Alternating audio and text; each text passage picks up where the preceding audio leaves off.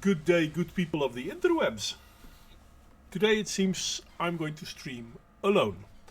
Now I have no problem with that because I had this more or less settled, figured out, so to speak. I wanted to tell you about what oikophobia is. I mean, people drop the term lately. It's quite funny. It's an old term, but it hasn't been used for quite a while, but now it seems to be heard a lot, which personally I'm happy with because it is something that people should be aware of. And then I'm going to basically look at yet another anti-white bullshit artist. Well, not the person, the text. Someone put a letter on, and it's really funny. I read it. I'm going to share it with you guys. Why is it really funny? Because the amount of projection in it is it's amazing that he actually put this to paper, because I don't think anyone can take him serious after that. Oh, hiccup, sorry. Hi there, Paolo. I'm not sure if Real Raven is still there. Apparently at this point in time I have 4 viewers. That's not a lot, I'll admit. I'm not sure who is or who isn't there. But yeah, no, everybody say hello. There's me and there's Paolo. Okay, now I think I'm going to give it a few minutes to see if people show up. And then I'm going to start on the oikophobia. Ooh, Real Raven had an intensive day at the recording studio. Real Raven, remember how we wanted to make that song? Did you ask, who did you want to ask? Tailed Feature? Can't remember. If you wanted to sing it. Because I'm really curious when that song will come out. I really liked the text. But then again, I'm not the best of singers, I agree. And it's not much of a party at the moment, but then again, not a lot to laugh about. Okay, well, there were 4 people, now there are 3. I'm really curious who the 4th was. And yeah, I don't drink coffee. I had cola, which is also caffeine and sugar. So, well, there is that. We're 5 minutes in. You know what? I'm going to start soon, I guess, talking about oikophobia. Actually, you know what? I'm going to start talking about oikophobia now. Okay, so, oikophobia. This is a term that some of us may have heard from time to time. Fair enough. What does it mean? Well, oikophobia also has a few other names. Domatophobia or ekophobia. Basically, it's a fear. Hi there, Renovatio. It's a fear or discomfort with, well, your house. Come from the word oikos, which is Greek for household or family. It's an old term. I think it came from the 19th century. And it talks about how people who, once they are more and more successful, they find it harder to agree with the society they are in. They are focusing more on the negative things of that society and ignoring the positive things of that society. Now, yes, you can be afraid of your house as well. You can be afraid of electrical appliances within your house. This too is oikophobia, but that's not the form of oikophobia I'm going to talk about. In all fairness, that would be more domatophobia. Doma, obviously, also meaning house. So, the oikophobe is someone who has a fear or discomfort with his country, his culture, his people, so to speak. This goes pretty far. I mean, hey, hi the pixie! So they're societal emos. That's a good question, actually. And that's a question I didn't I'm going to say no. Because where an emo is more of someone who's emotional and negative on everything, the oikophobe is only negative on their culture, their country, and their history. The difference being that an emo might be negative and all that, but not destructive. Where an oikophobe is destructive, it will turn against its society. Or it'll turn against his society. Hi there, anxious. Nice to see you again. The problem with oikophobia is that you will take everything good and everything bad a society has done, you downplay all the good things, and you exacerbate all the negative things. And anyone who will talk positively about your society therefore must be bad, because he's celebrating that which you have designated bad. Hi there, Green Badger, and yes, good relevant time of the day is better considering we're all over the world. I should do that more often. I say good evening, but yeah, it's not evening everywhere, is it? So, the oikophobe will tell you how you are wrong if you're in favor of your culture or country. And it will show you some of the negative things, usually blown out of proportion, because everything negative in our society, in our history, has positive sides as well. Just like every positive side have negative aspects of it. And I haven't seen John. He hasn't responded to my message to him. I don't know, maybe he's sleeping. If you have a society where you can openly attack said society, you can consider that society an open society, which is, funny enough, a good thing. The downside of an open society means that you can get attacked, and that's a problem, because if the attackers are free to roam about, they're not to be challenged, their points are obviously true, and if you disagree with them, there must be something wrong with you, then you have a society turning in on itself. And this is what we're seeing in the Western world, and it's quite damaging. Now, there have been several books written about how Europe is going down and how America has its problems. In America, it's, funny enough, more visible because it gets mainstream coverage. In Europe, we don't see so much about it. I mean, we all hear about strange things. I mean, Tommy Robinson getting arrested because he hit the guy who assaulted his, 12-year-old, 10-year-old daughter. And he didn't assault him that bad. I mean, you just punched him out. Fair enough. But he's Tommy Robinson. He's a bad guy. Therefore, the guy who assaulted his daughter must have been a good guy. Well, that's the funny thing, because oikophobic behavior kind of pushes you towards defending the bad things happening against your society. But you have to defend the bad things happening against your society because your society is bad. So by defending the bad things against your society, well, you're just protecting the lesser of two evils, your society being the primary evil. So this is short what oikophobia is. Any questions? I'd love to hear them. I know I've been distracted a little bit by saying hi, etc., etc. But if you have a question about oikophobia, let me know. I would love to answer them. The problem we are facing in our culture now is that there is a large group of people, and in America it's rather polarized. I mean, you're either conservative or you are progressive, which is, by the way, not true. It's not 50-50 split. But nearly all progressives are oikophobic. This is something you will find very much in the progressive people. So, where lies the link between oikophobia and the progressives? Well, the progressive is, how do you call this?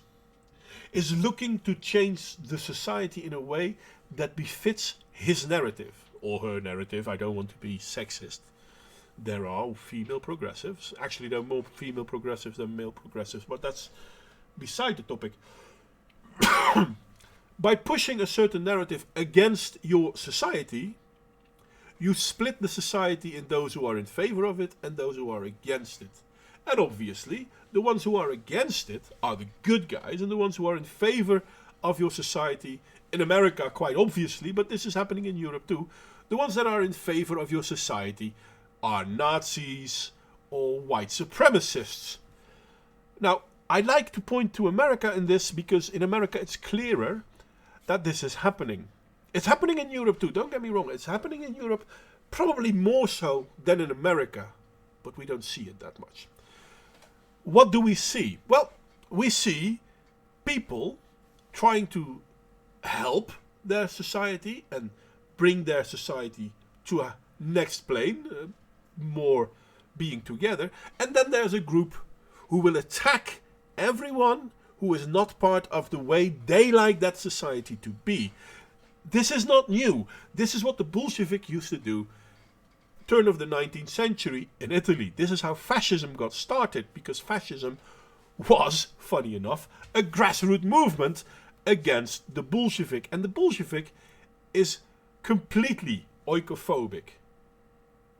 Because if you look at it from a very simplistic point of view, there is a political movement, Bolshevism, and there is a country. Bolshevism hates how that country is being run. Whether it's run good or bad, it doesn't matter. It merely hates it. And then, once it's proven that the way the country is being run is negative, then they can try and take some of that power. But they will never be able to prove it, because they keep putting their goalposts further away. They keep attacking people who disagree with them. Or, funny enough, they attack people who agree with them, but not completely agree with them. Now, this is something we can, for example, see in England, where the TERF, the trans-exclusionary radical feminists, are excluding the trans people. But intersectional feminists want the trans people included. Therefore, you have a conservative movement, which is funny because feminism isn't conservative, don't get me wrong, but in this case they are considered conservative because they don't agree with what the majority wants. And the majority isn't really the majority, but they push it as if they are the majority. Again, the Bolshevik. Because this is a Bolshevik tactic. So they attack the culture they came from. Intersectionality came from feminism. They brought in their own idea. Therefore, the old feminism is bad because, let's be honest, the original feminism was just white women, which is also problematic. Plenty of reasons why feminism is wrong, but yeah, that's the way they fight amongst one another. So you have one progressive trying to destroy the other progressive because the other progressive isn't progressive enough. There you have, in a nutshell, oikophobia. Not the oikophobia that can also be considered domatophobia, because that's something that actually exists as well. There are people who are afraid to live in a house. They're afraid of their appliances. But yeah, that's also a form of oikophobia, but that's not what we nowadays mean, and nowadays is like 200 years. What we mean when we're talking about oikophobia. When we talk about oikophobia, we're actually talking about people who have a strong problem with their society. Okay, any questions about oikophobia? I asked this before, I am not seeing any questions, so I'm going to continue. So why did I want to talk about oikophobia? Because oikophobia is by far the biggest problem we are facing in the Western world. Nearly all Western countries have this problem, where some people hate other people because the other people like their country. I said this is very visible in America, where in America you actually have white people protesting against black people because those black people are Nazis. They're white supremacists because they don't agree with the radical points of view of these progressives. What is the opposite of oikophobia? In all fairness, as with most psychological ailments, they don't have an opposite. Opposite is normal behavior, whatever that may mean, because let's be honest, normal is also a frame of mind, I guess. So, no, it's not so much that you have an opposite of oikophobia. I mean, you can have an opposite of nationalism, and you could maybe see that as an opposite, because nationalism is in favor of your country, whereas oikophobia is against your culture. But I think that would be too... I don't know. I wouldn't really put nationalism as the opposite. It's an interesting question. Once again, thank you. Oikophilia. Actually, that might be a good one. Anxious. The love of your country. The blind love of your country, perhaps. Yes, that would be a good one. Though the difference with oikophobia and oikophilia, if it is a term at all, but it might be. I mean, I know you have, how do you call them, UK files? It was a term, I've seen it once, where people are really, really interested in Great Britain. And then, but the people that are interested in it take certain aspects of that culture that they like. But usually it doesn't go further. I wouldn't say patriot either, though patriot and oikophilia may be good terms. I wouldn't say nationalist, though, because nationalism isn't a bad word, but it has been given a negative connotation, especially because of ethno-nationalism. But to me, ethno-nationalism and nationalism are two complete different things. And this is why you have in America black people being called white supremacists, because they are American nationalists. They are American patriots. They stand for what America is and they want to make it better. But if you, in your mind, have said America must be white supremacy, and then you have a black person who is in favor of America, that black person, therefore, must be a white supremacist. This is the mindset of a progressive. This is the mindset of an oikophobic person. His mind is made up before it even started. And renovatio, now you're just pissing people off. There is no such thing as a baconophile. But we all like bacon. But not like that. I'm sorry. I get distracted a little bit. So what is it, after I've explained to you a little bit, or tried to explain to you a little bit about oikophobia. I've got to move this one around.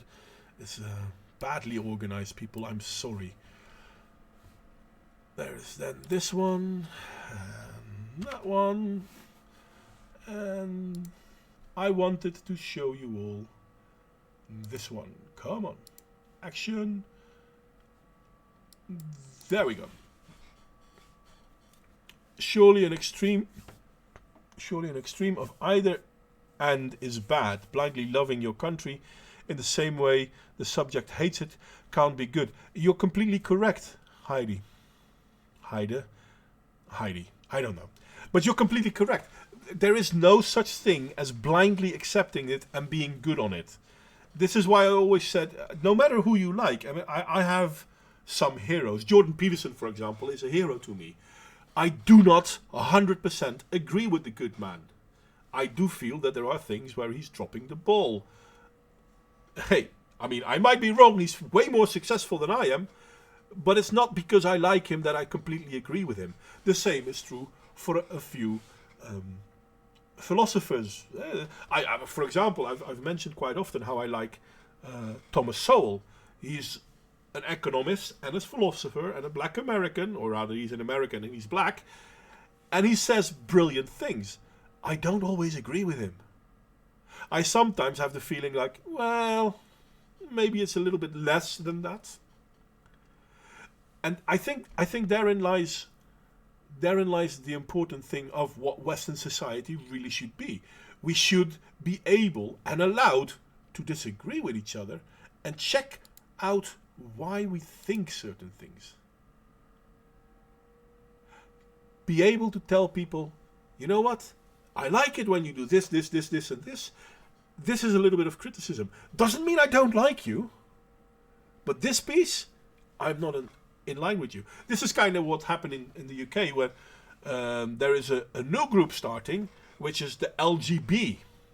Because they don't want to be identifying themselves with trans people. Obviously, they are now being attacked by the progressive LGBT people, because how dare you not identify trans, whereas the LGBT people are like, wait a second, we're talking about sexual interests, we're not talking about how to change our body, so trans is not part of us. And the other group is like, well, but that's transphobic, you must hate trans people. That's the progressive for you. If you don't align completely with what they say, you must be bad. Who's not a Pastafarian? I'm sorry. There would be someone out there, I know a guy, Aaron, who calls himself a prophet of the Church of Bacon. I'm not sure. Oh, okay.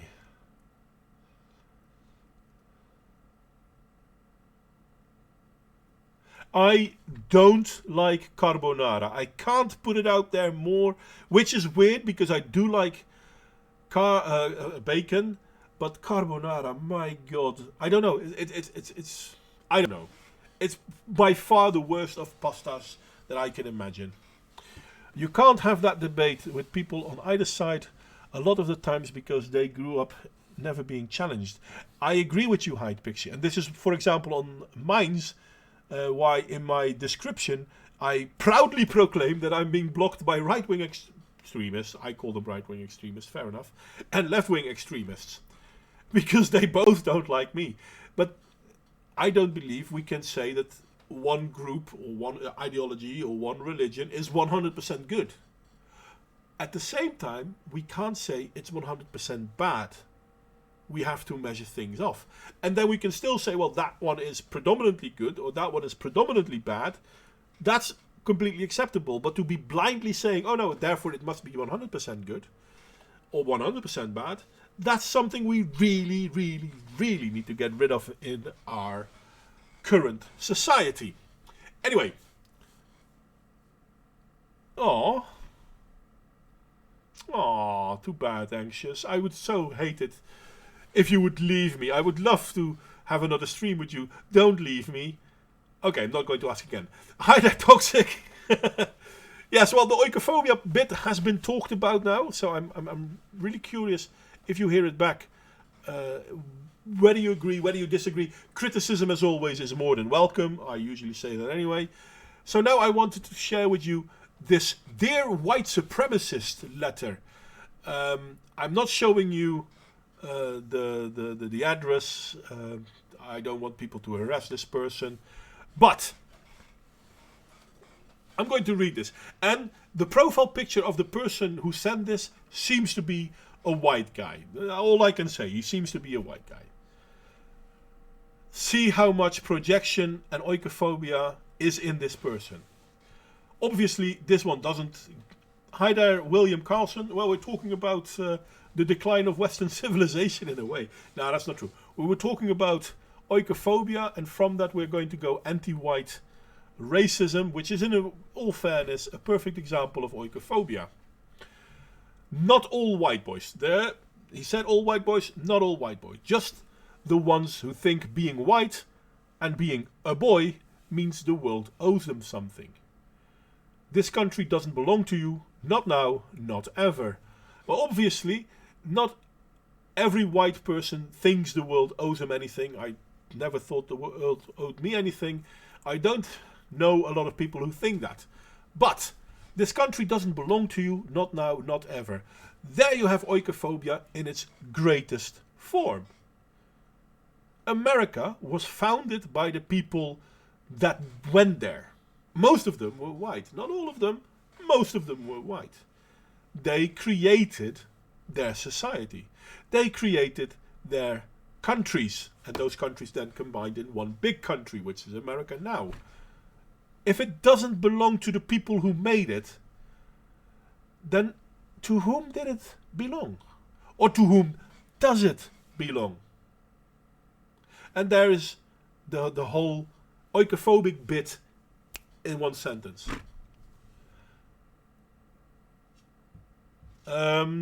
Define white, Hyde Pixie, before I can say yes or no. I mean, is Slavic white? And is Latino white? Or, never mind. I'm going to go back to this one. And I'll see what you guys say in the chat in a moment. Now, this person then continues with saying, well, I'm white too, and I know it doesn't make me any better than anyone else. Obviously, that's donning the mantle of, how do you call it? I can't find a word. I'm sorry, I forgot the word. You think your lack of pigment, T, is a special sign of your supremacy, as if being pale was synonymous for God's chosen. Now, that's religion for you, fair enough, but roughly 90%, if not more, of all improvements made in this world come from the people he is classifying as white, because the lack of pigment is his classification. Well, let me tell you something, white boy. God didn't choose you, you did. Okay, fair enough. This is where I am now. I'm going to look at the chat again, because chat keeps going on. This is perfectly nice. Or I would be if I went to the beach. Yes, Paolo, my brother has the same problem. But as soon as he goes to the beach, yeah, there's not enough soap in the world. He's really dark. My family says I look sickly pale. Yeah. If so, it would just make me quite sad that other people aren't open to this sort of conversation. Well, I used to have, what's her name? Rin McAllis used to be a steady part of the streams on this channel. It's too bad that we had a small falling out. Not about race or anything like that, but yeah, that's... But then again, I don't want to think people that I have a token black person here. I did invite a few people, and of the people that I invited, there were a few black people as well. They're good people. But as it is, I'm here alone. And in the chat, well, we have a very quiet chat at the moment. Not quiet as in not a lot being said, but quiet as in the group is rather continuous. I would love to see more people come. They're more than welcome, but that's how it is. Anyway, you think lack of pigment is a sign of your supremacy. Well, let me tell you something, blah, blah, blah. What you take for superiority is just a misguided attempt of self-esteem. What makes it a misguided attempt of self-esteem? Well, I mean, if you are from one of the Western countries and you feel pride in your country, how is that misguided? I mean, obviously, I'm from the Netherlands. We ruled large parts of the world. We were a seafaring country, and oh my God, our history is great. None of it has anything to do with me. I didn't do these things. But at the same time, I can clearly state that the people I come from did do a lot of good things. This is obviously a reason for pride. The same is true for, I know from Paulo, he comes from Portugal. Portugal did a lot of great things. Now, did these countries do bad things as well? Well, obviously, every country did. There isn't a country in the world that didn't do something negative at some point in time. But that doesn't make the country negative. So having pride for your country, yeah, sure. But this person doesn't agree with that. This person thinks it's a false form of self-esteem. It's not. It's recognition of history. But for an oikophobe, the history itself is bad, and you then pretend that it was good, therefore this is a self-esteem thing, and you're misguided because your history isn't good and you're proud of something that isn't good either. Actually, my brother is fairly tanned. I'm typically Dutch. I'm pretty white. And when I mean white, I'm not meaning Caucasian. No, I'm actually meaning white. There's not a lot of other colors in me. I sometimes a little bit of red when I get in the sun, but yeah. My brother and I are complete opposite ends. I take more after my mother. He takes more after my father. And Portugal invented mulatas. Well, invented seems a little bit wrong, but I totally agree, Paulo. And this is something we can still see in Portugal, where the black people and the white people have always intermixed, and it's seen as a positive thing. So yeah, there is that. Here he goes, continue. I'm the smoke, you're the snowflake. Same color, same consistency. In warm breeze, you'll melt. Wait a second. I'm always quite clear about my consistency, so to speak. I'm not melting in critique. And yes, Anxious Aussie, that ad about Sweden, that was indeed very oikophobic. Gillette was heterophobic and in some kind oikophobic, but the SAS ad from Sweden, yeah, that was very, very clear. So, where he said a moment ago, not all white boys, now he says, I'm talking to you, white boy, all of you. This is the projection bit. All those melanin-starved faces wearing matching eggshell t-shirts and fat-ass khakis, because obviously he's not projecting. All those brave young men holding tiki torches and an inflated sense of self-worth. Now the tiki torches, I assume, is a reference to the Charlottesville protest. Were there bad people among them? Yes. Are all white people them? Obviously not. But hey, let's continue. Oh, see, he points out the Charlotte thing as well. All the protesters in Charlottesville and Virginia, so fearless they can spray mace on those they disagree with, so bold they can throw punches, as long as they know the police won't hold them accountable, and so courageous they can drive a car into unarmed counter-protesters, so brave that they can't even call themselves what they are. Okay, I'm going to put that small bit out of it for a moment, or rather I'm going to focus on this. All the protesters in Charlottesville and Virginia. In Virginia, the Second Amendment protest, there were lots of black people as well. There were black and white people walking amongst one another. And so fearless they spray mace on those they disagree with. That's Antifa doing. That's not the protesters in Charlottesville that wanted to protest for free speech. That was Antifa. So bold that they can throw punches so long as they know the police won't hold them back. Again, this is Antifa. This is what happens in Charlottesville. This is what's happening in Seattle. This is what's happening in Portland. This is the other side. So courageous they can drive a car into an unarmed counter-protesters. Yeah, okay, partly right. Thing is though, the guy driving the car actually got threatened by an armed Antifa group who proudly boasted that they threatened him. Unfortunately, that didn't get taken into the lawsuit against the driver, so the driver got pushed into jail.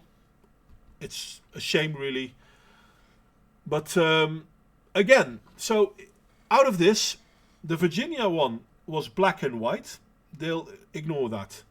The Charlottesville was messy, but it was messy on both sides. This is also why a lot of groups like Patriot Prayer and the Proud Boys decided not to go. But the spraying mace, that's being done by Antifa. The throwing punches, that's being done by Antifa. The courageous car drive, the guy was fleeing from Antifa people. And I now see you saying he was schizophrenic, ludicrous. I didn't know that, thank you. And the one that they can't even call themselves what they are, Nazis, the Klan, white supremacists. I'm 100% agreeing with what he's saying, but I'm at the same time saying he's 100% wrong.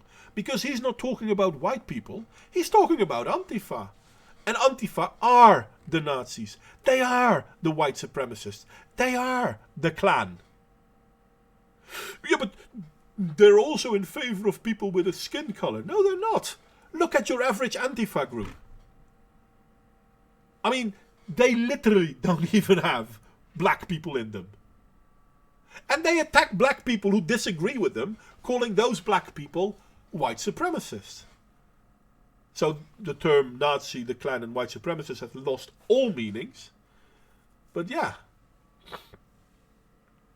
I don't hide, by the way. You hide behind alt-right as if the rest of us can't figure out who you really are. Well, I'm not alt-right. I'm not even considering myself right. But there you have it. To these people, everyone who doesn't agree with them is right. And personally, I also say they are right, but they mean right-wing and I mean correct. There you have that. Okay, let's continue a little bit. We see your twisted lips, scrunched eyes, hood-starved heads and sweat-gelled haircuts. You hate warped faces sprouting reheated leftovers from World War II. Projecting much? My grandparents, I don't think your grandparents fought people like you. Grandfather, perhaps. Grandmother, no. They dressed in army green and hopped the ocean, blah blah blah blah blah.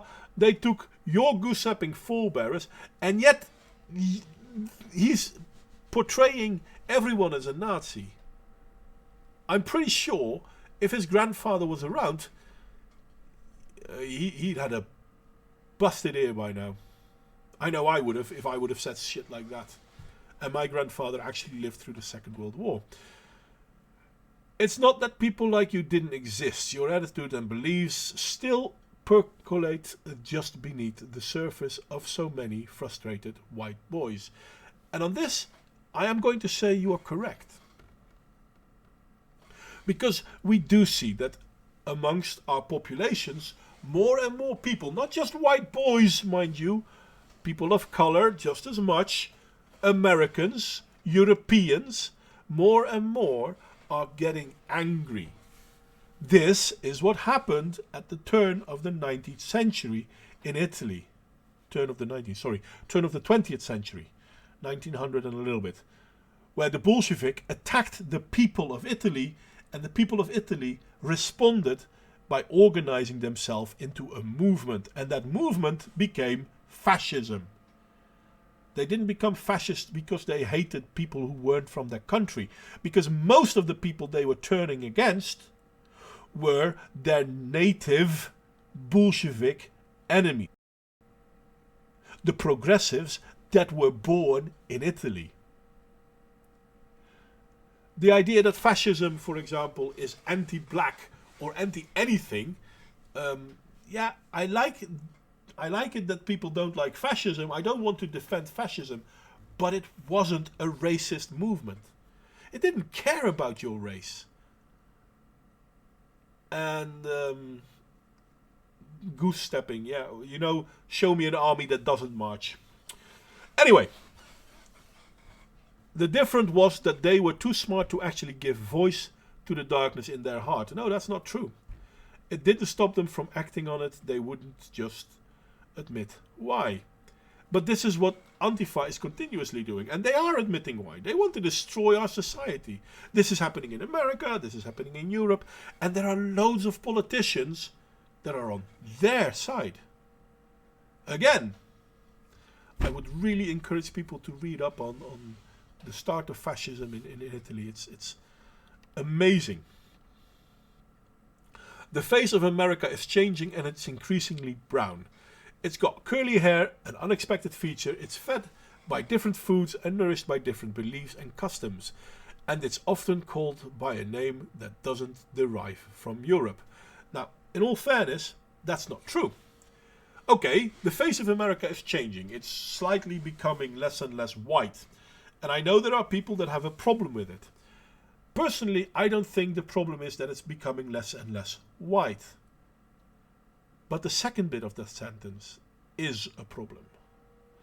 It's fed by different foods, that's not an issue. And by different beliefs and customs, now that's an issue. You cannot be a society whilst at the same moment be against that very society. This is why we are seeing so much strife. We are seeing a polarization. Not just in America, we see this in Europe as well. And they do everything, people like this guy do everything they can to make it seem like it's black versus white. It's not. It's progressive, oikophobic against the state, against the people who aren't problemed by the fact that that country has had done some bad things in its past. But on average, they still are proud of their country.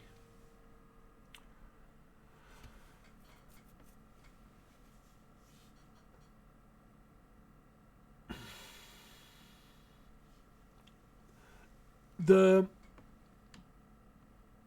projection that we're seeing from this guy, the pushing of their oikophobic beliefs is quite clear, and he keeps pushing it. People are starting to speak up, they're starting to call you out. He's not even recognizing that what he's saying is true, but not towards us. More and more people are calling out the progressives. Hell, nearly every news pundit in America is making fun of the Democratic Party because, let's be honest, they're like, ooh, a great country, and ooh, the Democratic Party is all for diversity. Hence, all candidates running are old, white, well, there's one or two women still, but most of them are old white men.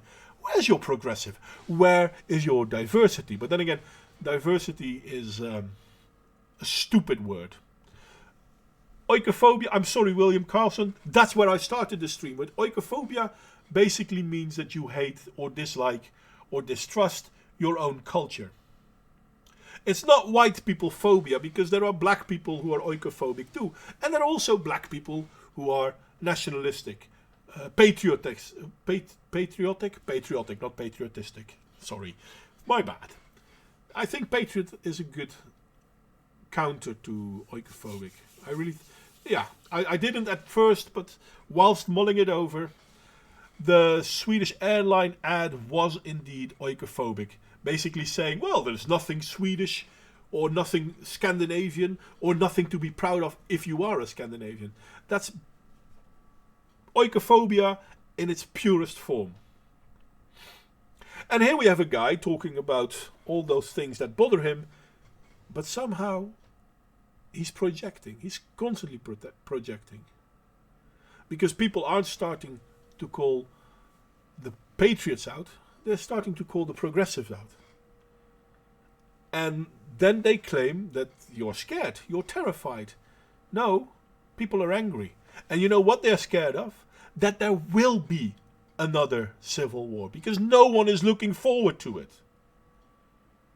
But I don't think the outcome is going to be that hard to predict. Now there are more and more progressives who are now too arming themselves, but most patriots, most nationalists, most center Americans are armed. Because that's what you do as an American. You protect your nation, your state. Wouldn't it have to be the extreme end of ethno-nationalistic thinking? What would be that? I'm sorry, Anxious, I don't understand your question.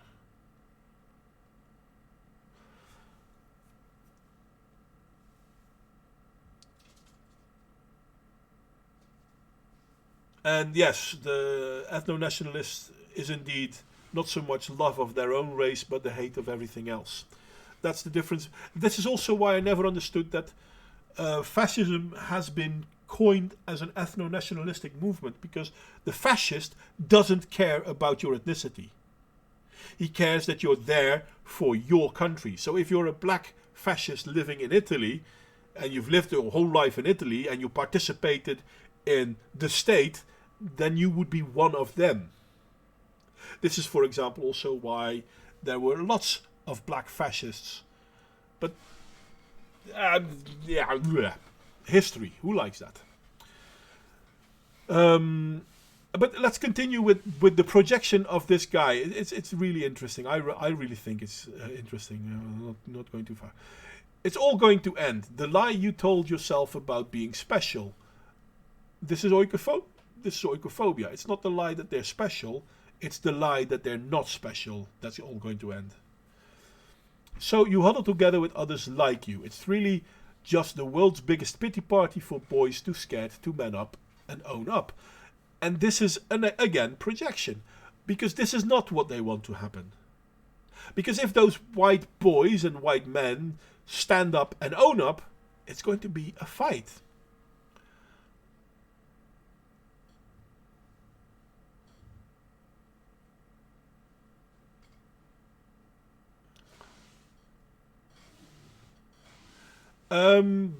Ludicrous and Hyde Pixie about white supremacy.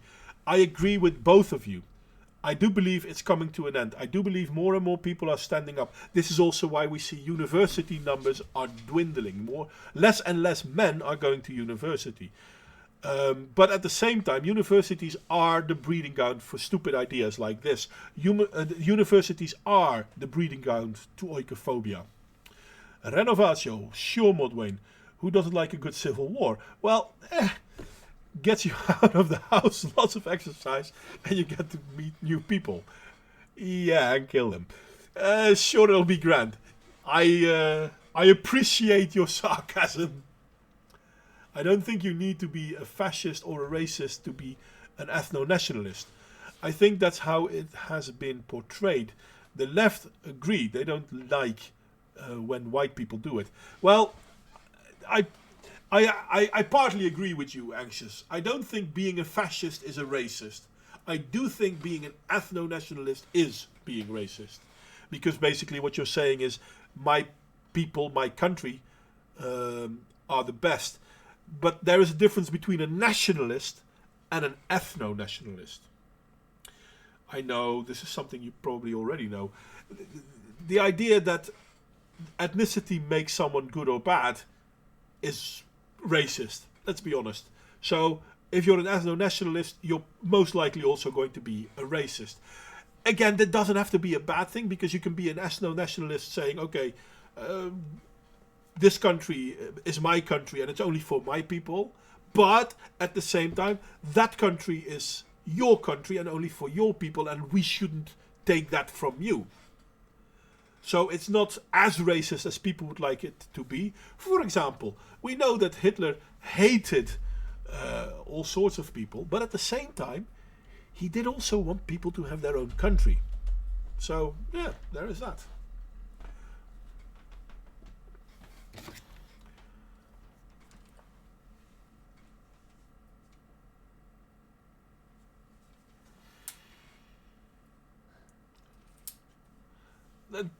Good for you, Heidi. I'm sorry, I was reading it. I'm falling silent. That's the problem with being alone, I guess. I had to sternly remind my male lecturer that it's not okay to discriminate against anybody when he was alluding to paying men less to compensate women. And you're completely correct. This is the worst thing that is happening in nearly all of the Western world. The constant push for affirmative action. If you want to know what affirmative action is, it's racism, it's discrimination, not racism, because affirmative action can have a lot of reasons. It's discrimination, but in the opposite direction. And there is no such thing as opposite discrimination, so it's still discrimination, but now they pretend it's good because, well, we're favoring the ones that we normally don't favor. Whereas I say, don't favor anyone and let them do it themselves. That's what made the Western world great. I wonder if war will be inevitable, or if the internet will save us. I'm not sure if the internet will save us or if it will be our downfall, to be honest, William. Because, I mean, there are people like me, but there are also people like the one that I'm reading. And I'm thinking that people like that have a bigger audience than people like me because the media powers that be, the social media powers that be, do everything they can to prevent voices like ours to be heard. I'm not big enough, so I'm not being silenced, but if we look at the bigger YouTubers, yeah, they're getting hit time and again. Okay, let's push on a bit, because I like talking to you guys, don't get me wrong. Push and prod them, insult them until they fight. Oh, this is what they say the other group is doing. So much projection. This is what Antifa is doing, for example, in Portland, when they're telling random people, no, you can't go into this street. You have to go that way. Why? Because I say so, you bloody gammon. I'm sorry, but no reason for it. Well, but I'm telling you, push them, prod them, insult them, until they fight.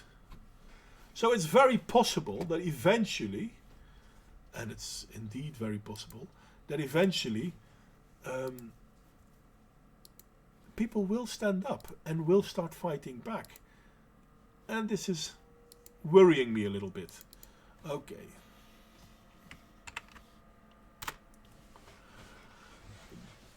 Prove your moral superiority by stoking a race war. And that's what they do. They keep stoking it. And they really feel that they have the right to speak and they are correct. And they really feel that they are the majority. They feel that most of the people agree with them. I'm not saying most of the people agree with me. I don't know.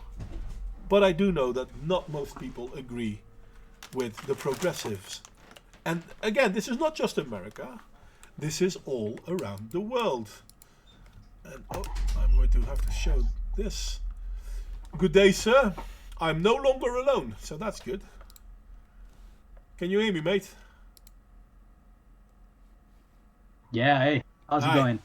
Ah, we're doing well. Yeah, I can hear you just fine. Good. Are you alone here? Oh, today I'm alone, yeah. Well, you're here now. So I'm happy to be here. You know? Yeah, it's too bad that you weren't here from the start. We started talking about what oikophobia is, and I'm currently talking through an article of a progressive person pushing the idea that, all white people must be racist and all that. I'm going to share the article with you as well, yeah. So you can see it in Hangout.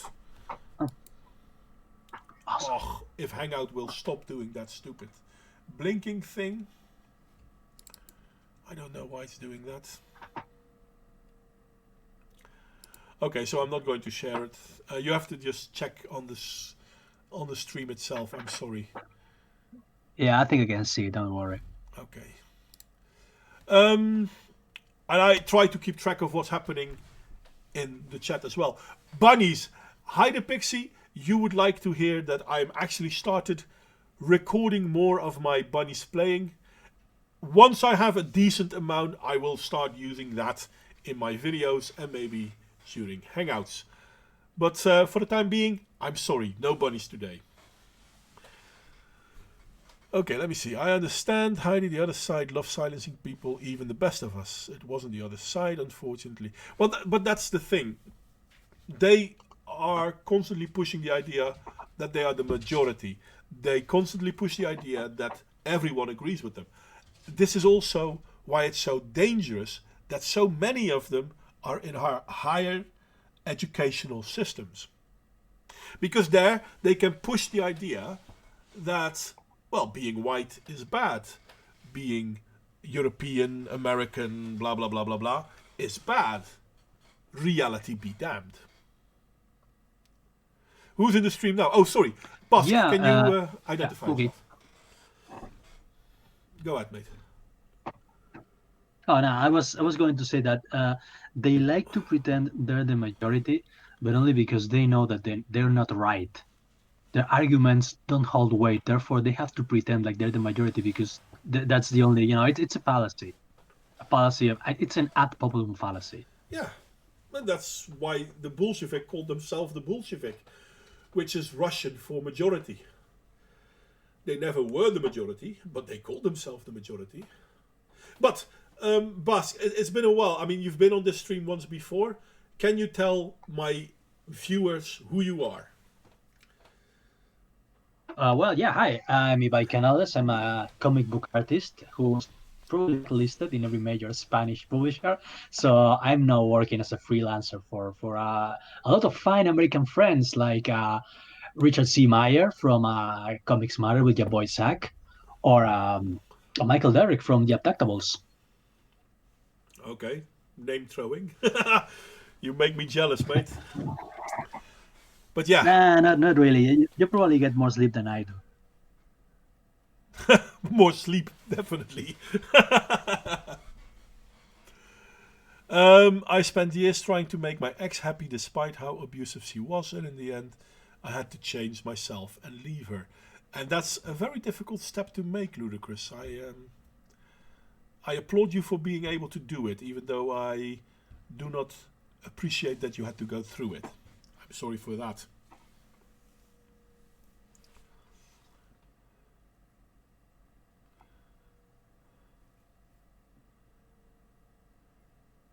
It's always best to avoid being grabbed by the Bolsheviks. You're correct, Ludicrous.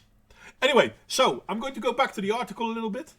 And I hope you've already noticed that most of it is sheer projection. Yeah. You're on your knees, you're begging for a confrontation. No. It's the progressive that's are begging for a confrontation. It's the people not going into the fight yet. Again, people, read up on what happened in the turn of the century, 20th century, Italy, with the rise of fascism. Because, again, fascism was a grassroots movement against the Bolshevik. Not in favor of anything, purely against the Bolshevik. And then politics changed it into making the country better and blah, blah, blah, blah, blah. But it started as an movement. It started as an anti-Bolshevik movement, an anti-progressive movement. Well, same thing happened here in Spain. Fascism in Spain was a response to the growing communist caused unrest. Yeah. Among other things, of course, but yeah. Well, it had a huge impact, and not to say that what Spain became under the what was his name? I forgot his name now. Franco. Franco. Not to say that Franco was a good guy and that his regime was good, because they did the same as what Mussolini did. They started using violence and force against the people that they were fighting, basically with the excuse that when you were in power, you did this to me, so now I'm going to do this to you. And that's not good. That's not how you build a society. In the end, they were all socialists. I always. Yeah, because they come from the same communists are international socialists. Yeah. And that.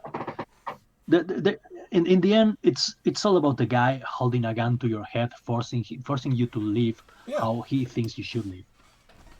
And that's the difference between what Western society is supposed to be, which is liberal, but progressives aren't liberal. They merely claim to be. What they are is totalitarian, authoritarian. I'm sorry, but if you claim to be a liberal and a democratic socialist, I know you're full of shit. Yeah, but I'm for the individual, but I'm also for socialism. That's impossible. You can't be a socialist and for the individual. Because in socialism is inherently collectivist, right? Yeah. There is no individual in socialism. There can't be an individual in socialism. And this is what we're seeing in the progressive groups. They're splintering so far that in the end, they won't have anyone left. I mean, I started in the stream talking about the trans exclusionary radical feminists, which are fighting the intersectional feminists because the TERFs don't like trans people. It's not so much that they don't like them, but they don't consider trans women women. And therefore the intersectionals are like, yo, you're wrong, you're a transphobe, blah, blah, blah, blah, which is all fun and game. all good and well. But in the end, it means that one progressive group is trying to eat the other progressive group because they're not progressive enough. And if I look at this, I'm going to jump all the way to the end because there are some things that he say that I do agree with. There will be fighting. Okay, I don't hope there will be fighting, don't get me wrong. But if we look at France at the moment, the chances of civil unrest and fighting, and indeed a civil war, are indeed possible. And here we have this progressive oikophobe that says you will try to make it happen, but it won't be white versus black. It won't be race versus race. But nearly no one wants that to be the case. It's not white versus black. It's not race versus race. It's nationalist against oikophobe. It's Bolshevik against the Italian. Even if the Italian was as black as night, he was an Italian. And that's something that the Bolshevik, the progressive, the oikophobe can't understand. Because they see the world through their, perceptional set. Things have to be racist because if they're not racist, they don't have a thing to stand on. They don't have a leg to stand on. Well, I always say that these people are like functionally insane, and I was talking about that in another stream earlier on this afternoon, and what I wonder is, were they insane? I mean, were they recruited because they are insane, or did the party drive them insane somehow? I think that's the point. We know they're crazy, but why? Because they've been indoctrinated to be crazy. This is the problem with higher education in the Western world at the moment. All higher education in nearly every country in Europe. Now, I'm not quite sure about Portugal, but I am sure about Spain. I am sure about the UK. I am sure about Germany. I am sure about the Netherlands. I am sure about America. All of these facilities of higher learning are run by progressive lefties. By violent assholes, basically. Sorry? By violent assholes. Well, yeah. There are people who convince young people that words and opinions warrant violence. Yeah. That people of a certain ideology shouldn't be allowed to express their ideas. Mm-hmm. That there shouldn't be a debate. The debate is even laughable. I think that it is grotesque in a modern society. Yeah, and it's weird. I don't understand it because let's be honest, I don't care about your skin color. I don't care about why you feel a certain way or why you think you're correct and they are wrong. But there is something inherently wrong when these people push it all the way to race, when people of that other race are totally against them too. Because it's no, sorry, go ahead. No, go on, it's okay. No, I think I lost my train of thought, but in the end, it's all a matter of racism versus non-racism. And my problem with these people is, I first became red-pilled thanks to feminists, and I think I should make like an anniversary video because it's going to be like March 8th soon. That's when I became a red pill the first time, and my whole thing was that I like sexism, no matter against whom. I just don't like judging people for their physical characteristics. I like to judge people based on their characters, as Martin Luther King said. Yeah. The thing is that these people are racist. These people are sexist, but they rationalize it in a way that says that they can't be racism. Yeah. They're doing the same things that they accuse others of doing, but since they can't be doing them because they've changed the definition, they're innocent. They're not the evil they're trying to combat, and to me they are. A few years ago, there was this running joke that whenever a guy called out to the world that he's a male feminist, that we all put in a bet to see, okay, how long before he will be accused Yes. of sexual assault. Yes. And why That's was not a joke. That's a fact. yeah, why was it a good joke? Because it happens so fucking often. And then you have these male feminists talking about how men are bad because they rape, and they're the one doing the raping. Because none of the other people are doing it. Well, I'm not saying none, but most of the nationalist people don't rape. Most of the men in the world don't rape. It's not even a fraction of all men that do it. It's so minute a percentage. It's terrible when it happens. It happens too often. But I mean, it doesn't happen that much. No, it's all. What they do is they cherry pick anecdotal. That's what you say it, anecdotal, like anecdotal cases, and they try to pass them for systemic, just to push their agenda, just to push themselves into positions of power and responsibility. Yeah, yeah. And violence can be the answer, William. I agree, but it's something that we really. Nah, I have to say this right. We should be careful to use violence, but we should never shy away from it. And that's the problem with our current society. We have taught ourselves to shy away from violence. And I don't think violence should be the first step. But it should always be an option. Because if it's not, we have people who are... Sorry, go on. What did you want to say? I was going to say that I can think of two quotes.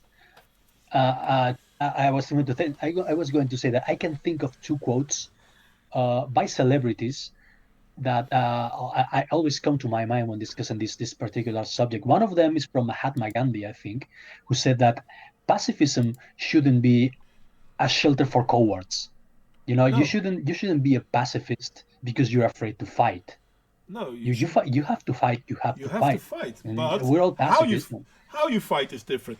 Now, Mahatma Gandhi fought by not using violence, but he didn't step down. He kept in people's faces. Also, yeah, we need to take into account that he was facing the British Empire, and back in the day, the British were gentlemen, and there were like lines that they were not willing to cross because they were highly civilized compared to other nations. Nowadays, we're dealing with fucking psychopaths. These people are insane. Mm-hmm. I'm going to remove. I'm sorry, I have to do it like this. I'm going to remove this one. Come on, you silly computer. And I'm going to make. Heidi happy. I'm going to show you my. Well, this is my setup anyway. But I'm going to show you my rabbits. I know Heidi loves rabbits, but then again, so do I. I keep saying Heidi. How would you pronounce your name, Heidi Pixie? Would you pronounce it as you would in the Netherlands? Heide Pixie? I'm curious. It doesn't matter much to me. I mean, it's your name, obviously. But I do want to use it correctly. Gnomeophobes. Gnomeophobes.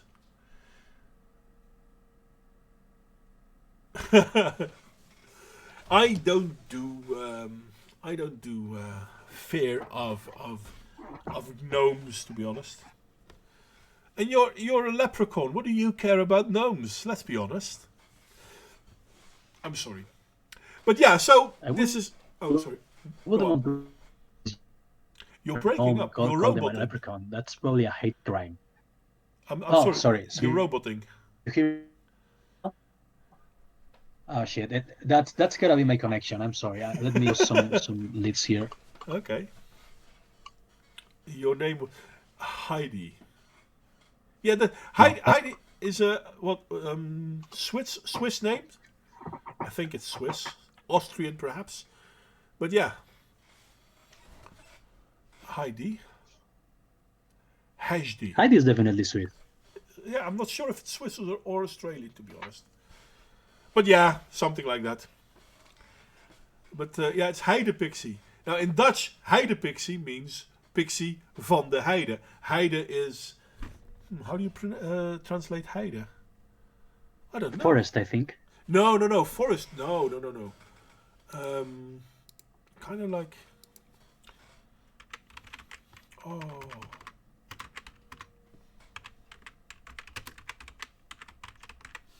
Oh yeah, that's Wald in German, Yeah, right? yeah. Forest is Wald, I Wald. think. Yeah. Of Wout.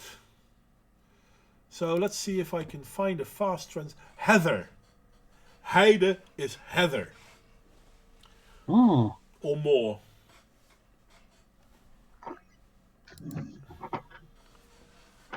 I was named after the story. Oh, hey. Yeah, sure, mate. I should be able to do that. Opa. It should be on your chat in tweets.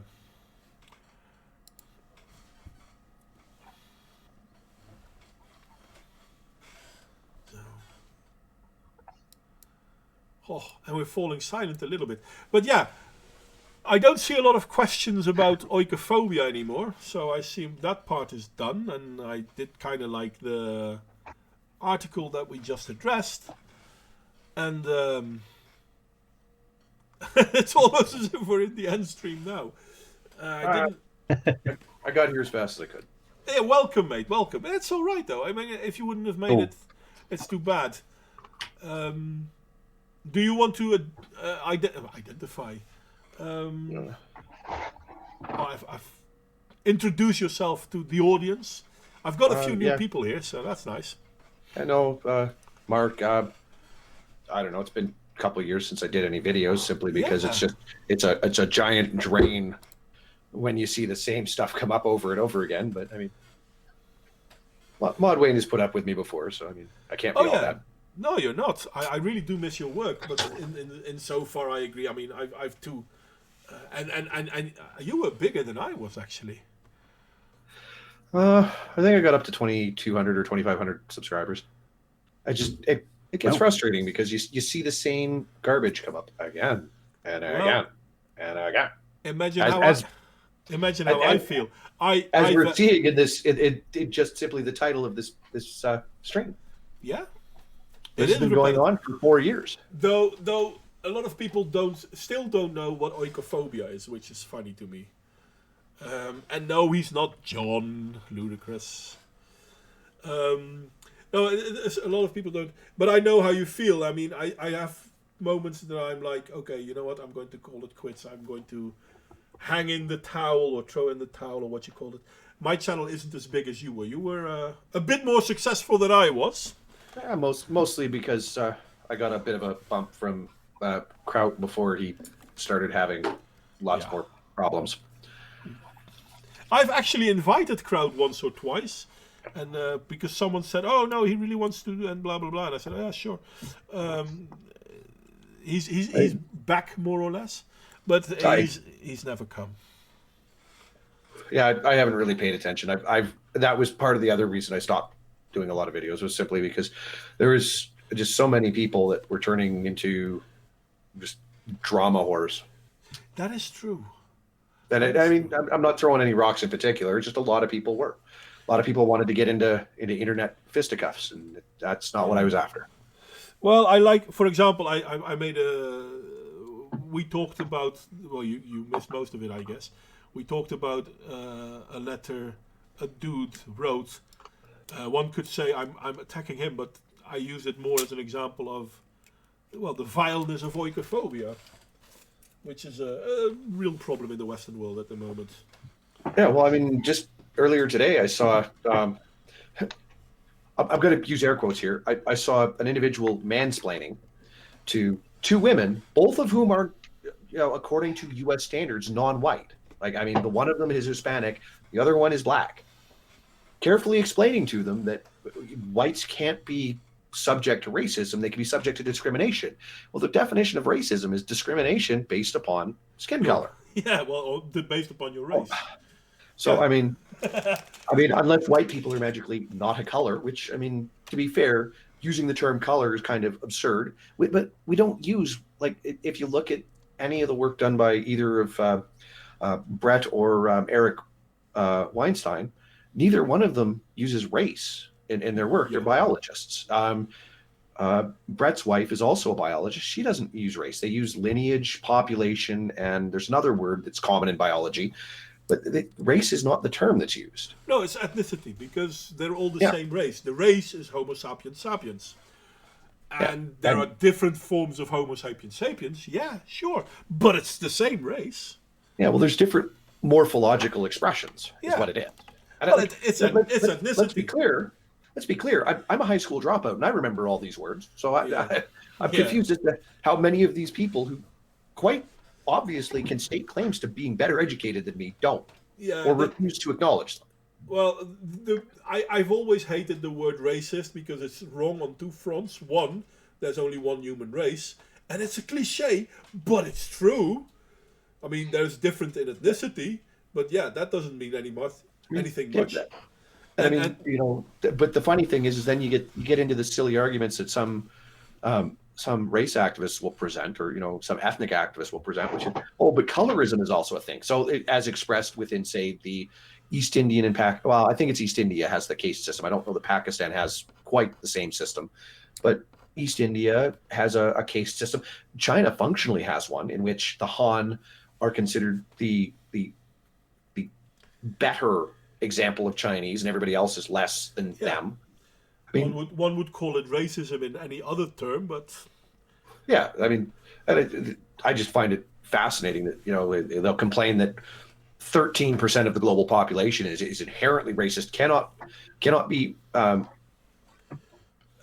experience racism in their own right, and yet I blatantly know that there are Chinese people throughout the entire world who consider African people and black people, as they're referred to in the States, African Americans, they think of them as literally shaved monkeys.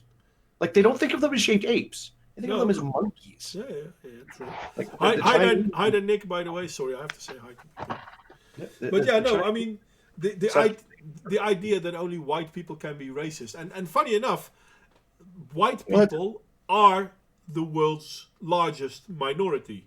And that's including Hispanics, because sometimes they are white, sometimes they're not. Yeah, well, but that's the thing. It's like, I've asked on Twitter, I've asked Sarah Rao and other similar checkmarked folk, like, can you define white? Like, are you defining this as Caucasoid? Because that includes a huge number of people throughout the Middle East and Near East.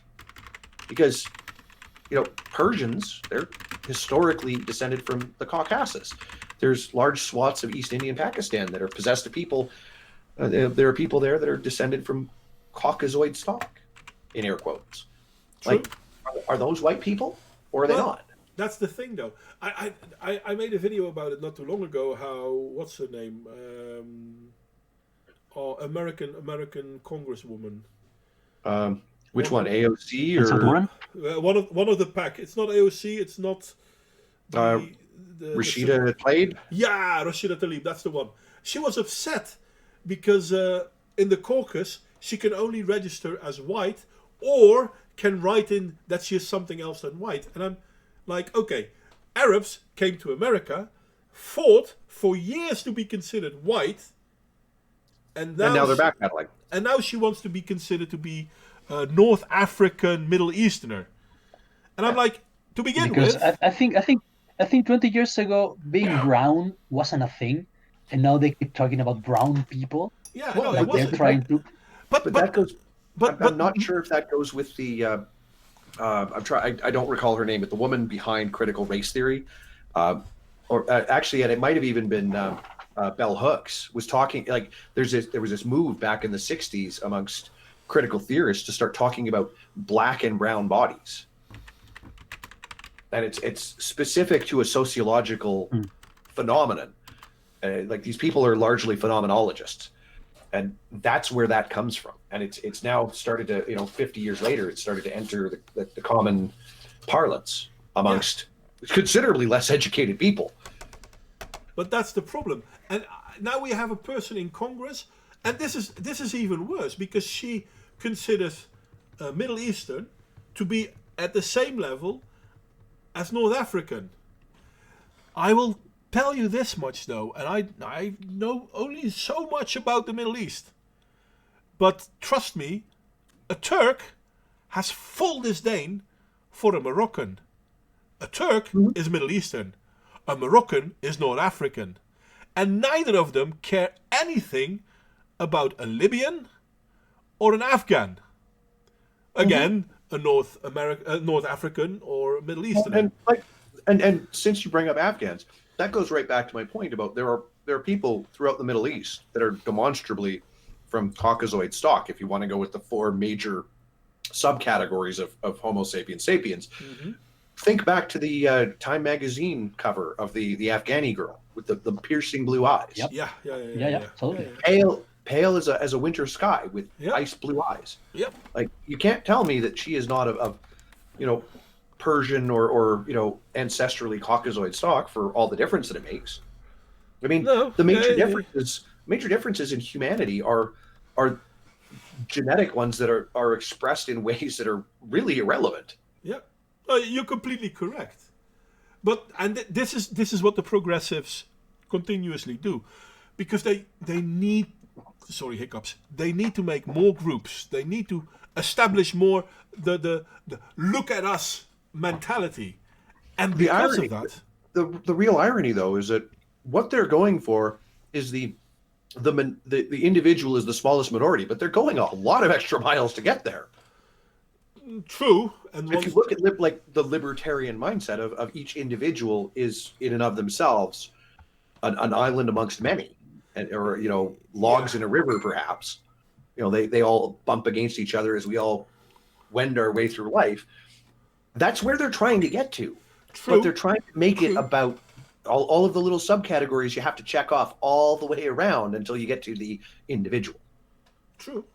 But in all fairness, the progressive doesn't care about the individual, because as soon as the individual has a different view on anything than them, they're obviously a traitor, white supremacist, which is kind of funny. And I started talking about how this is a thing in Europe as well as in America, but in America it's more visual because there is less biased media in America as well. There is more less biased media in America than there is in Europe. Well, I mean, you look no further than the BBC would be the largest example, but I'm sure that the various Scandinavian countries all have some state-funded media that will carefully pave over and wallpaper over any of the negatives. I mean, Germany certainly has some. Yeah, but the problem is not so much that they have state-owned media, but most of the not state-owned media is also progressive as fuck. Yeah, progressivism to the left. Yeah. They forgot the next line in the Time Warp lyrics, which is jump to the right. Well, what I find really interesting is, and this is, they're currently in the Netherlands. They're talking about how left-wing political parties should work more together as one party, maybe become one party, because of right-wing influences. And I'm like, I don't want to be rude. I can't. That's not true. I can name one truly right-wing party in the Netherlands. It's a religious party, SGP. It's gereformeerd, and they are, in all fairness, right-wing. They're not ethno-nationalists, but it's still they're conservative. They're conservative religious, and they're extremely religious. Well, I mean, I would argue that the argument about right and left, once you get past the French Revolution, is relatively useless. Yeah, it is. It is very useless. That binary dichotomy is pretty much pointless. Yeah. Well, no, it's not. It's a great tool for the Bolshevik because they can use it to pretend that there is something there. Yeah, but I mean, I need only think back to being accused of being a white supremacist for quoting Martin Luther King and having been accused of being a conservative for quoting Martin Luther King. Yeah, how brilliant is that? in the sense that I believe firmly in the stated goals of feminism from the first and second wave, and the stated goals of civil rights activists in the 60s and 70s, I suppose perhaps I am conservative then, because if maintaining that notion of judge not by color but by character, and that women are capable adults that deserve equal rights, responsibilities, and protections. I mean, I guess I'm a conservative. I think those are perfectly reasonable values. Well, with the feminist one, I have to disagree. But then, in all fairness, that's never what the first group of feminists wanted. They didn't want. No, women. a lot of them were actually quite racist. Well, I'm not even talking about racist. I mean, yes, they were, but I'm not even talking about racist. They weren't even in it for equal treatment of women. They never were in it for equal treatment of women. That's why I specified the stated goals. No, what they presented is very different than what they've acted. No. Even their stated goals, because, for example, one of their stated goals was to have the right to vote, but they didn't want to have the responsibility of fighting for it. Indeed, they didn't want to have the duty that comes with the right to vote, which is, especially in America, it's always been the duty of men. You have to register to the army before you get the right to vote. Doesn't mean you have to serve, but you have to be ready to be called up. Not just the right to vote, but the right to be educated. Yeah. Because the Selective Service Act, if you do not sign up, because I've looked into this, once upon a time, I was considering moving to the States before I was 26. And if you are a male that intends to live full time in the US and you're under 26, even as a foreign national, you must be registered for the Selective Service. Yeah. And you can, let's say that I had been 21 and was offered a scholarship to go to Columbia or Yale or whatever. If I had refused to sign up for the Selective Service, I would have been refused the scholarship. Yeah. Because you're not allowed to have scholarships. Yeah. But funny enough, this is not true for women. Now, don't get me wrong. I understand not forcing women into the armed forces is a good thing. But we're talking about selective service. There are other things women can do to serve their country. I'm beginning to think that these insidious speeches have actually appropriated. I've actually rewritten history. They have appropriated the suffragist movement and the Equal Rights Act and the Declaration of Sentiments. They have whitewashed it and they have, like, turned it all into a massive crusade that it was never like that, because there were women who opposed the universal suffrage. Yeah, you know what I mean. It wasn't as unified. It wasn't all like a feminist crusade throughout the ages. They just made that up. No. Yeah, well, and that's the thing, is that women have exercised power via proxy and power directly, for that matter. I mean, people exercising power directly throughout the monarchist and feudalist history of humanity has been a tiny minority of people. So whether they were kings or queens or emperors or empresses or whatever, that social strata was incredibly tiny at any point in time. Yeah. And the vast majority of people did not have suffrage.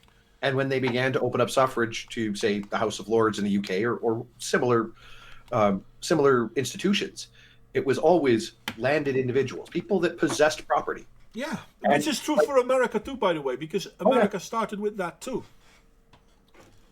Yeah, poll taxes. It was one vote per household, and this is another thing people don't understand. One vote per household. It's not one vote per man. One vote per household. And if the man of the house died, the woman then had that vote. Yeah. But they don't like that. They don't like to recognize that. It's. But that all changed with the advent of the Frankfurt School and the development of postmodernism, which then gave feminists a pseudo-Marxist framework to work from, and which then later has now spawned in the identitarian left, which is, we need to isolate all of the different intersections in your existence, and then somehow through some complicated math that will never actually be explained, sort you into a listing of who's the most oppressed, and therefore that person gets the most rights. And somehow people believe this bullshit. Yeah, I mean, well, because it's easy to believe. It's a movie. It's easy to about pass the buck about it's easy to pass the buck about your failures through this system. Yeah, true. That. I don't know if either of you follow James Lindsay, but he's one of the three that was involved in the so-called squared thing. No, I where they didn't were follow that. okay. Well, so he was one of the three people that was involved in writing about toxic masculinity expressed at dog parks and similar. Like one of their studies they submitted was a rewriting of a chapter from Mein Kampf from a feminist point of view, like, as a feminist track, and it was accepted. So I asked him at one point. I remember that. Yeah. I asked him, if you have a non-white man and a white woman who are in a relationship, how does this sort out intersectionally? Because non-white people are oppressed, but women are oppressed by men. So how does this? And he's like, it's complicated. And no, I can't explain the math they use because I think their math is idiotic and they don't actually show their work anyway. True that. Yeah, but there is no explaining their point of view. Well, I mean, but look at the outrageous idiocy and uproar of, I think it was Hamilton, Canada. Uh-huh. Somebody put up a 1 meter by 2 meter sign that said it's okay to be white, and this was decried as white supremacy and white nationalism. Funny enough, there has been. I'm not sure if I'm going to make a video about this, but there have been leaflets. I think it was in Canada as well, that it's not okay to be white. But that didn't reach the media. Yeah, well, I mean, but it's the selective outrage of what will generate the most clicks. It's no different than, I don't know, what was it, 5 years ago, Modwayne? I'm pretty sure you did a video on it. I know numerous people that are critical of feminism did videos on it. If Josie is drunk and Jake is drunk and they go home together and have sex, Jake is a rapist. Yeah. When When women can't consent poster when they're drunk, and men and when need the to pay opposite- attention. Yeah, when the opposite poster, like when the poster is expressing the opposite opinion, when men are drunk, they can't consent. Women need to pay attention. When those were put out, it was that exact same uproar of, this is how dare supremacy. you? How dare you? Like, this is victim. I mean, I can still remember how there was this app that I think it was in the UK. They made it an app where you could consent to sex at the beginning of the evening. The both of you had to have the app. The both of you had to have a photo, and the both of you had to consent. And feminists lost their shit on it, because then they couldn't, after the fact, say, "But I didn't want to." That was brilliant. Remember when they complained about the color changing straws and yeah, that was amazing. Not just the straws, but the finger things, the finger paints. fingernail The fingernails. Yeah. the fingernail paint. Yeah, if you could put it in a glass, you could find out whether it was spiked or not. And they were against it. over that. Yeah. And I'm like, how can you be against that? That's supposed to help women not being sexually assaulted. Because and they were against it.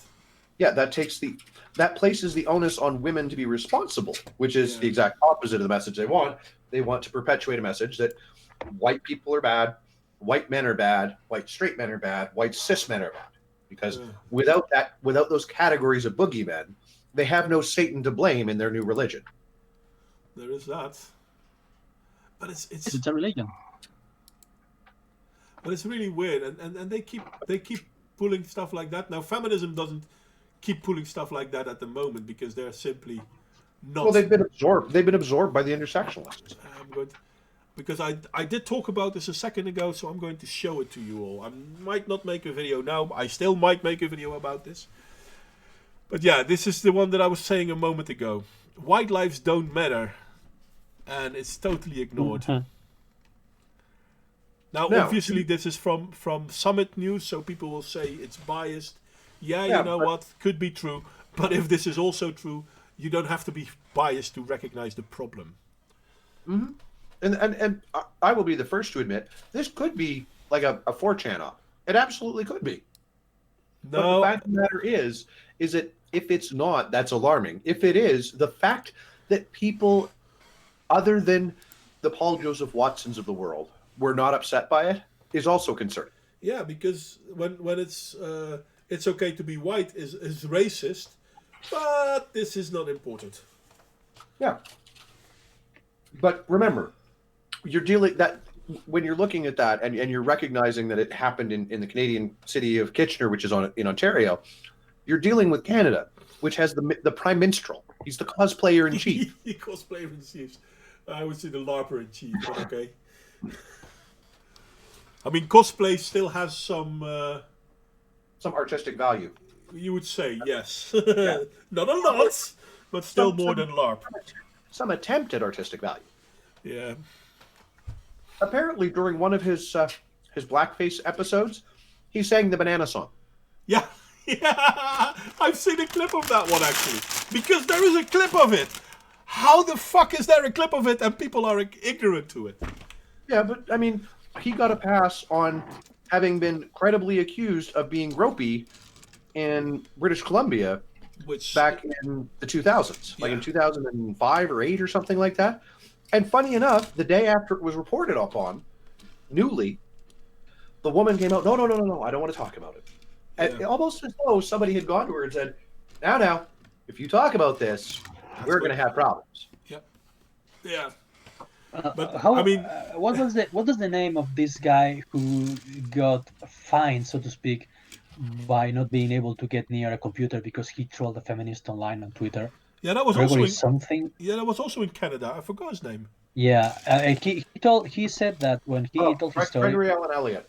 That's the one. Yeah. When he told his story, he said that the Canadian government and Canadian media are really nepotistic and incestuous, and it's all like a really big mafia in Canada. Yeah. Mm-hmm. Unfortunately, I don't think he's wrong. Yep. Heidi, I think cosplayer is still a little bit higher than LARP. Not a lot, but still a bit. Yeah, I had been going more for the consistency of sounds. So, I mean, Clown in Chief. Yeah, I made a meme on him. What was it? Do Canada. Oh, maybe I'll show that one as well. It's not an insult though. Hashtag not all cosplayers. No. I mean, I used to LARP, so the Canadian economy is struggling. I mean, and not because of Wu Flu or anything else, but because of government action and the economy. So the global economy has been depressed somewhat, and so but he's off gallivanting, trying to get onto the UN Security Council instead of being here to deal with things like wet, sweat, and blockades, and which let me tell you, they're presenting that as a matter of racism and a matter of white supremacy endemic in the history of Canada. Yeah. Well, the 5 people that are behind, that are basically the upper echelons of that protest, they're hereditary chiefs. So they're not the elected chiefs, because Native reserves here, they have self-governance. They are considered nations within nations. Yeah, actually, I heard that when it comes to the elected chiefs, they were in favor of the pipeline. Yeah. So the 8 elected chiefs, on behalf of that particular group, accepted the proposal. But basically what this boils down to is there are 5 hereditary chiefs who they're descended from previous chiefs. They were not elected to the Grand Council at this time. But if you want to see like nepotism on the order of Italian educational institutions, go to a Canadian Native Reserve. Yeah. Like I'm not kidding you. Like the stories they talk about of people literally getting jobs in Italian post-secondary institutions, and it's entirely because their cousin's uncle is there, and they've shown that they're fundamentally literate and have a degree in whatever. It's that level of nepotism, except it's all about the money. Who's got their fingers in the pie? And these 5 people feel like they're going to be excluded from the fiscal pie. It's almost as if by not being a more modern form of government, almost a pre-Christian form of government, they're more backwards. Well, that's the thing. They have democratic elections, however often, and then all of the treaty groups get together and they elect a single individual as the Grand Chief, and that Grand Chief goes that's Speaker to government. That's who the government has to deal with, end all be all. Yeah, that's it's a very direct democratic system. And that in itself, it's not bad. But the oikophobe, the progressives in Canada don't like what's going on, and they don't like that the elected chiefs agree with the Canadian government, or not so much the Canadian government, but the local governments. And the other problem with that entire shit show is that their argument is, well, this natural gas pipe, because it's not an oil pipeline, it's a natural gas pipeline. So natural gas pipelines are much less environmentally, dangerous. Yeah. And their complaint is, well, these are running through unceded lands. So unceded lands are neither crown lands that are controlled by the government, nor are they lands that belong specifically to the treaty group. They are lands that are considered part of the ancestral territories, but are not under tribal control. Yeah. But then again, everything is, if you believe the nonsense of First Nations. Yes, well, and I mean, that's the thing, is my family history goes back nearly 400 years in this country, so I guess I have as much right as anybody else to complain about it. And I think that here's the real important part. I think we can do better environmentally and still take advantage of natural resources that exist. And we can use the money made by getting these resources out of the ground, or however we need to access them.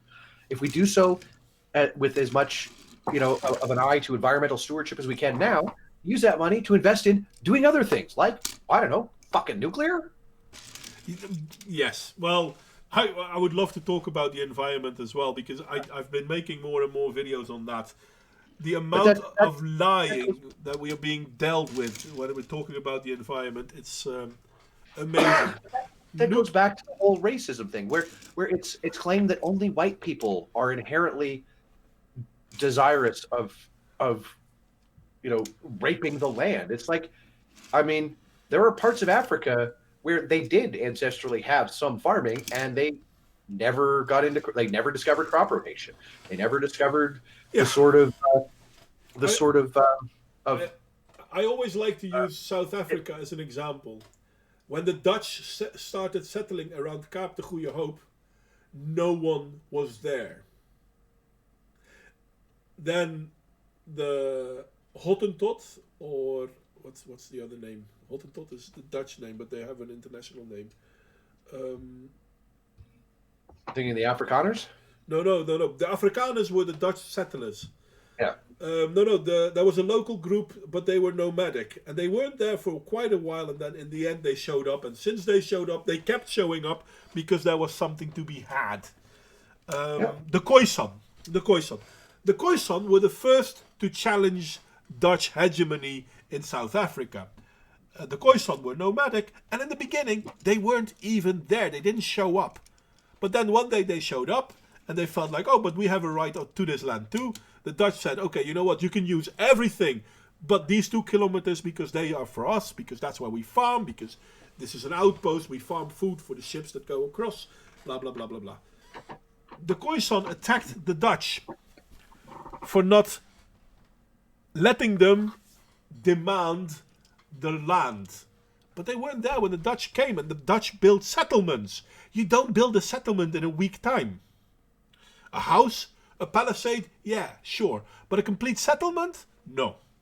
So the Khoisan then started fighting, and after the Khoisan arrived, the Zulu arrived, the Bantu. The Bantu joined the Dutch in fighting the Khoisan. But the Bantu... Which is actually, I think, is actually some of the lead up to the story told in the movie The Power of One, which is about the Second World War in South Africa.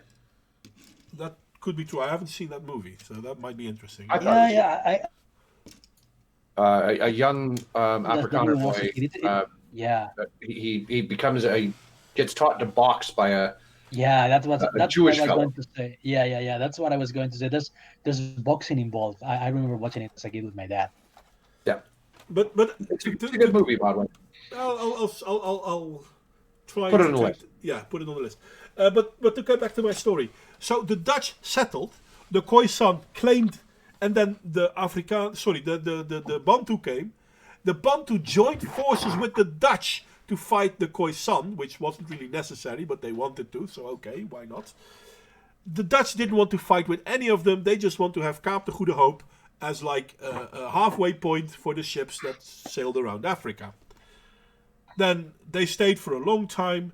The English came, the Dutch and the English traded South Africa, and the Dutch and the English later did nothing but bring civilization. And one could argue about whether civilization is a good or a bad thing, but they brought farming, they brought agriculture, they brought shipping, they brought all sorts of things.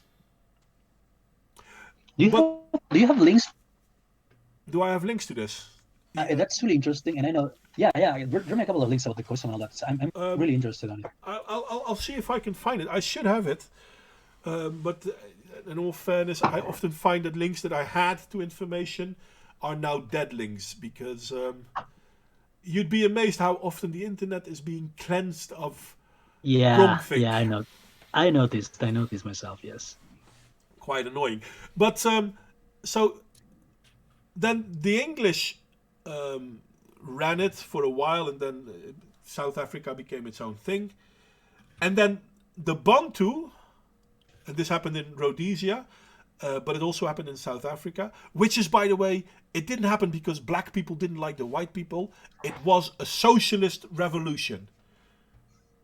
That it happened to be that the socialists were black and the country was run by white people is a coincidence. It was a socialist revolution. These guys were Marxists. But anyway, they fought and fought and fought and fought, even though the Dutch were the first to live there. And if we look at South Africa now, they have a problem with energy. They have a problem with water. They never had these problems, but they have them now because they're kicking out white engineers from water purification plants because diversity. And I'm not going to say diversity is an anti-white word, but it is an anti-country word.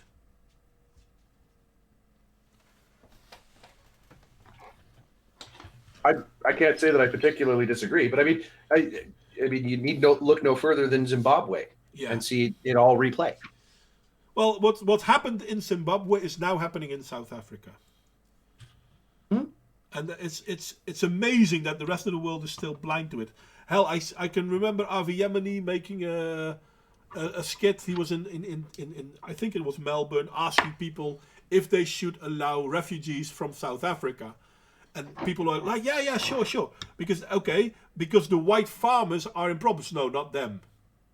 Well, wait a second. There is a real problem. They are in danger of their life. And the government is actually pushing it. No, they're not. Yes, they are. But they're white. So who cares? But what happens when the white farmer is gone from South Africa? Well, just look at Zimbabwe. What happened in Zimbabwe when the white farmer was gone? People started starving again. And this is not because black people can't do anything. There are good black farmers, but there aren't a lot of them. And the worst part is that a bunch of black farmers in Zimbabwe also got their heads caved in because they were too white. No one talks about that. Essentially, the argument, though not made this way, boiled down to they're a coconut or an Oreo. They're dark on the outside, white, but white inside. Yeah, I never understood that. Now, don't get me wrong, I'm not in favor of ethno-nationalism. I've never been, and I probably never will be. But I understand nationalism. But under nationalism, that wouldn't have happened in Zimbabwe. What's happening now in South Africa wouldn't happen under nationalism. Because everyone there recognizes we are all part of the same country who work together. Kind of what more or less is happening in America as well. Because the whole black versus white thing, I'm not saying it's not there, but it's being pushed incredibly by the progressive media. Because most black people will also stand against Antifa, just like most white people do. But people don't like to say that. Hell, look at a few of America's contemporary thinkers. Larry Elder, Thomas Sowell. They're not white. But they are respected. Well, except that everybody that claims they're progressive thinks that those are actually Uncle Toms or house Negroes, and I'm using the less controversial term, but I'm using that in the context of not because you think that. not because Yeah. you think that. And I agree with you. But guess who the people are who do say that thing unironically? Well, they are the progressives. Uh-huh. But And that brings us back to what I said earlier on. The reason why I oppose these people is because I am not a racist. They are the racist one. They Yeah. are the ones judging people for their superficial features and not for the content of their characters. oh shit, I'm sorry, Ludicrous and Heidi Pixel. If you still can hear me, see you all next time. If you can't, I'm sorry, I'm late. I wasn't paying attention to the chat for a moment. I'm sorry. But yeah, no, you're correct, and it's beyond stupidity that people kind of keep thinking that this is normal, and the media plays along with it. It's like I showed you in that movie in that letter a moment ago. Yeah. How he's talking about how the right extremists are attacking people in the street with mace, but the only maces were Antifa. In Portland, in Charlottesville, in Seattle. Constantly, it's the same groups. Constantly, they're protected by the police. But they claim it's the white supremacist or the white ethno-nationalist that has protection. They keep talking about the rise in hate crimes, but the only hate crimes I see consistently being carried out are the ones upon MAGA guys with MAGA hats. Yeah. Hell, I mean, you've got what's his name? The black guy, I forgot his name. He played in a television show. Yeah, just Smollett. Jussie Smollett. He had to hire 2 people to create. Nigerian guy. Yeah. The Nigerian guy. And both of these guys were black as night as well. They're from Nigeria. Fair enough. And it's called a white racist hate crime. And it's still part of the news. And then when it finally got out that, okay, you know what, it wasn't white people that did it, the answer was not like, okay, well, what he did is bad. The answer is, well, it might not have been this time, but it normally is.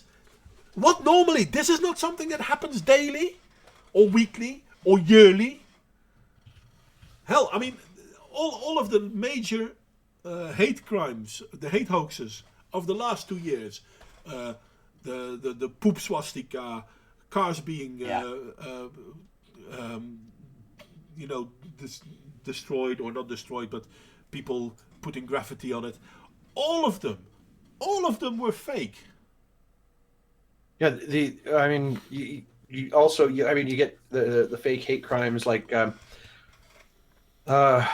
was it? Well, I mean, just think of any of the major feminist commentators or racial commentators, and I'm sure every single one of them has claimed at some point that they've had death threats. Yeah. I mean, and an astonishing few can point to credible ones. Like, I mean, Anita Sarkeesian claimed that she had death threats. Brianna Wu claimed such. The FBI found that there was one credible thing said, and it was literally a guy who was like off medication for like serious mental disorder. And it wasn't directed at either of them, if I recall correctly. I can't recall the specifics of it. It's been a long time since I read it. I mean, you've got it wasn't a real thing. Yeah. But funny enough, I think it was Zoe Quinn that got implicated in the suicide of someone that she harassed. Yeah, no, and that gets totally blown away. Oh no, that's nothing. No, that's nothing. No, Zoe Quinn actually pushed the guy to suicide. An ex-boyfriend that she had sex with voluntarily. She hashtagged me too him publicly on Twitter, and a couple of days later, the guy killed himself. Yeah. Mm-hmm. But yeah, no, that's nothing. Obviously, it's. I have to admit, it worries me. But then, I in all fairness, I find it difficult to keep doing this, to make YouTube stuff and BitChute and memes and whatnot. But at the same time, I have the feeling that we have to keep doing this because. If good men do nothing, then evil triumphs. Yeah, yep. And that's it. That really is it. But considering the time, I think I'm going to call it quits on that one.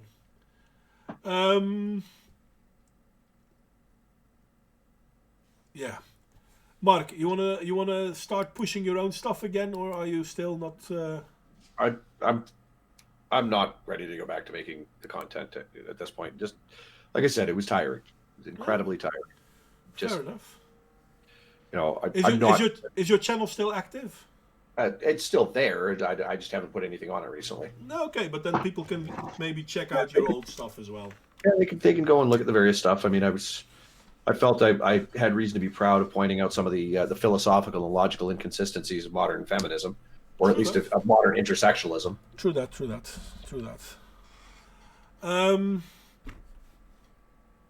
Canales, you want to say something as final words?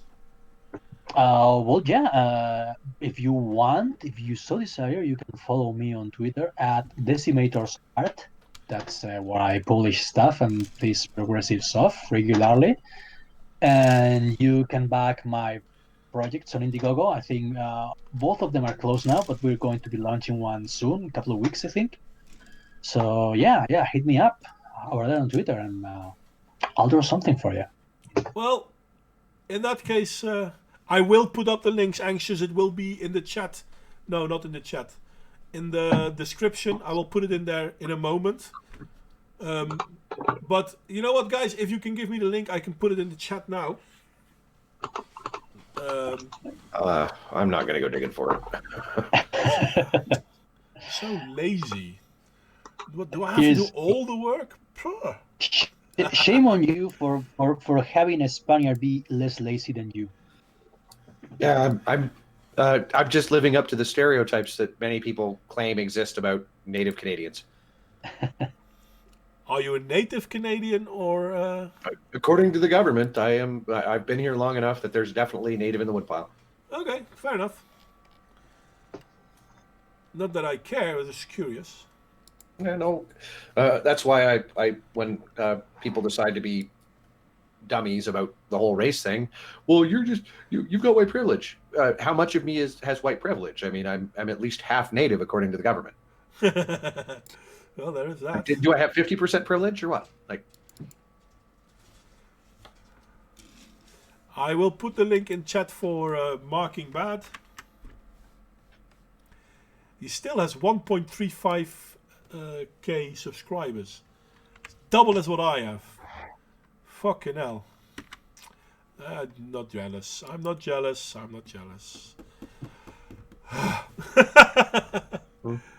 I'm sorry, I'm just making fun. I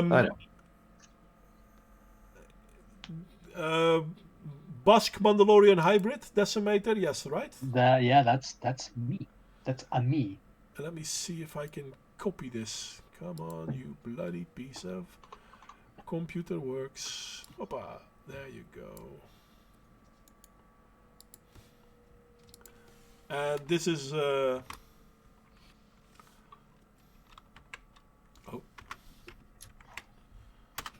and that's the other one. I should have said this. I will obviously put it in the chat. No, not in the chat. In the text bit on the bottom, so where people want to see it in the future. But other than that, I'm going to say thank you everyone for coming.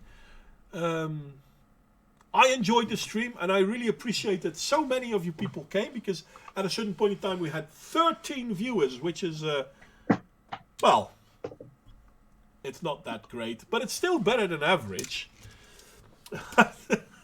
Yeah, you gotta how do you call your blessings? Count your blessings.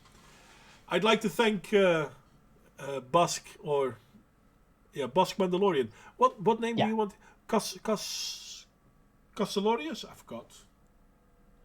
What name do you usually use? Me, Canalus. Canalus, that was the name. Yeah. See, I forgot. And Marking Bad, thank you both for coming. And in the chat, everyone, thank you for joining me for so long. And I hope to see you all next time. Coming Saturday will be on SOT streams again. Next Wednesday will be on this channel again. God knows what I'll be talking about, but it'll be interesting. I promise you. Oh, and Anxious Aussie, do you still want to do a stream one day, soonish, about the current environmental issues of Australia? Or rather, how's the fire doing? Anyway, that's it for tonight. I hope to see you all next time. And thank you all for coming. Bye bye. It's been a pleasure.